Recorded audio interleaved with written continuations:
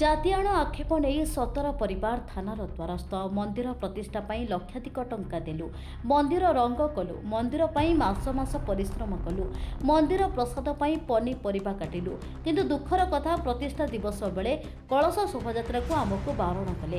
ଜାତିଆଣ ଆକ୍ଷେପ କରି ତଡ଼ି ଦେଲେ, ବିଭିନ୍ନ ଅଶ୍ଳୀଳ ଭାଷାରେ ଗାଳି ଦେବା ସହ ତୁମେ ଛୋଟ ଜାତି ହରିଜନ କହି ଆମ 17 ପରିବାର ମହିଳାମାନଙ୍କୁ ମାନସିକ ଓ ଶାରୀରିକ ଆଘାତ ଦିଆଯାଇଛି। ଏଭଳି ଏକ ସାଂଘାତିକ ଅଭିଯୋଗ ଆଣିଛନ୍ତି ଜଗତସିଂହପୁର ଜିଲ୍ଲା ତିର୍ତ୍ତୋଲ ଥାନାରେ ନ୍ୟାୟ ପାଇଁ ବସିଥିବା ଏକାଧିକ ମହିଳା।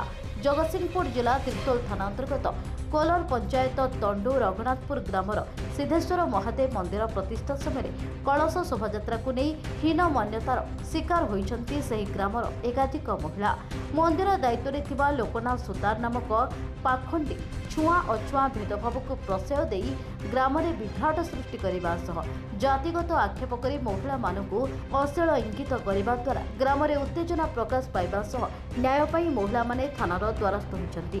ସେମାନଙ୍କଠାରୁ ଲକ୍ଷାଧିକ ଅର୍ଥ ନେଇ ମନ୍ଦିର ଗଢ଼ାଯାଇଥିବା ବେଳେ ସେମାନଙ୍କ ଅବଦାନକୁ ଅସ୍ୱୀକାର କରାଯାଇ ତୁମ ପୂର୍ବପୁରୁଷମାନେ ଆମ ଘରେ ମୂଲ ଲାଗି ଚଳୁଥିଲେ, ତୁମେ ସେମିତି ରହିବ, ତୁମକୁ ମନ୍ଦିରକୁ ପ୍ରବେଶ କରାଇବୁନୁ କହି ନିର୍ଯାତନା ଦିଆଯାଉଛି ବୋଲି ଅଭିଯୋଗ ଆଣିଛନ୍ତି ସେହି ଗାଁର 17 ପରିବାର। ସସ୍ମିତା ମଲ୍ଲିକ। କ'ଣ ସମସ୍ୟା ସମସ୍ୟା ହେଇଛି ଆମ ଗ୍ରାମରେ ମନ୍ଦିର ପ୍ରତିଷ୍ଠା ହେଉଛି ଜଗତସିଂହପୁର ଜିଲ୍ଲା କୋଲର ପଞ୍ଚାୟତ ରଘୁନାଥପୁର।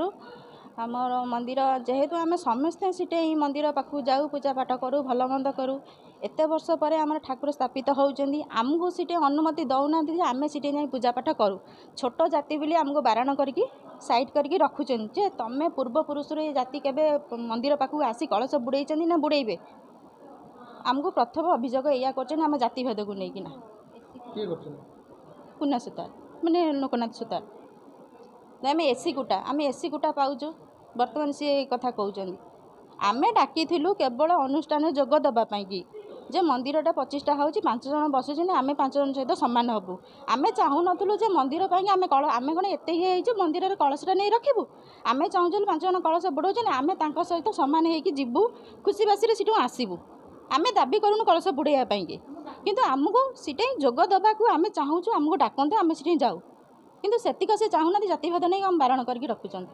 ଆମର ଏ ହେଉଛି ଆମର ଜାତି କଥା ନେଇକି ଆମର ଏ ଯେଉଁ ଜିନିଷଟା ହେଉଛି। ମୁଁ ତ କାଲି ଆମର ଯେଉଁ ମାଆ ମାନେ ଡାକିଥିଲେ ସେମାନଙ୍କୁ, ଯେଉଁ ଲୋକନାଥ ସୁତାରଙ୍କୁ, ସେମାନେ ଜାତି ନେଇକି ସବୁକିଛି ସ୍ତରୀୟ କର୍ମ ମାନେ ଯେମିତି ଇଏ କରନ୍ତି ସେଇଭଳିଆ କହିଛନ୍ତି।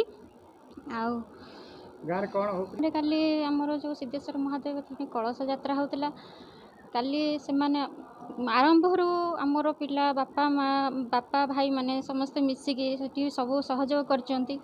ମନ୍ଦିର ମୁଣ୍ଡି ବି ସେମାନେ ମାରିଛନ୍ତି, ସବୁ ସମ୍ପୂର୍ଣ୍ଣ ପରିଶ୍ରମ କରିଛନ୍ତି। ଆଉ ଯାହା ବି ପଇସା ପତ୍ର ସାହାଯ୍ୟ ପିଲାମାନେ ଗାଁ ଗାଁ ବୁଲିକି, ମୋର ଗୋଟେ ଛୋଟ ପିଲା ସିଏ ବି ବହୁ କଷ୍ଟ କରିଛି। ଆଉ କାଲି ସିଏ ଯେଉଁଠୁ କଳସ ଯାତ୍ରା କଲେ ଭଲ ମନ୍ଦ, ଆମେ ତ ଚାହୁଁନଥିଲୁ ଯେ ଆମେ ସେମାନଙ୍କ ସାଙ୍ଗରେ ଯାଇକି ମନ୍ଦିରରେ କଳସ ବୁଡ଼ାଉ।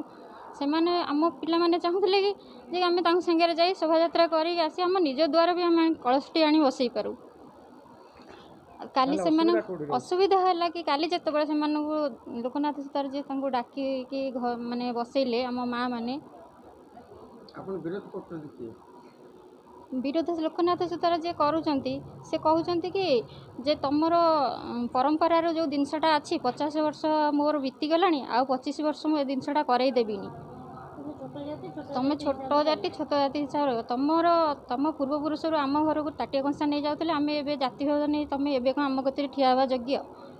ଏଭଳି କୁସଂସ୍କାରକୁ ନେଇ ଥାନାର ଦ୍ୱାରସ୍ଥ ହୋଇଛନ୍ତି, କ'ଣ ନ୍ୟାୟ ଚାହୁଁଛନ୍ତି? ଆମର ନ୍ୟାୟ ଚାହୁଁଛୁ। ଆମ ଜାତି ନେଇକି ଆମର ଏସି ହେଲେ ବି ଆମ ଜାତି ଆମକୁ ବଡ଼। ଆମେ ଥାନାର ଦ୍ୱାରସ୍ଥ ହେଇଛୁ ଯେ କି ଆମକୁ ନ୍ୟାୟ ଦିଆଯାଉ। ଆମ ଯେଉଁ ମାଆ ମାନେ କାଲି ବେଜିତ ହେଇଛନ୍ତି, ଆମକୁ ଯେଉଁ ଅଲଗା ଭେଦଭାବରେ ରଖାଯାଇଛି, ଆମେ ସେଇଟା ନ୍ୟାୟ ଚାହୁଁଛୁ। ଜଗତସିଂହପୁର ପ୍ରଳୟ ମହାପାତ୍ରଙ୍କ ରିପୋର୍ଟ।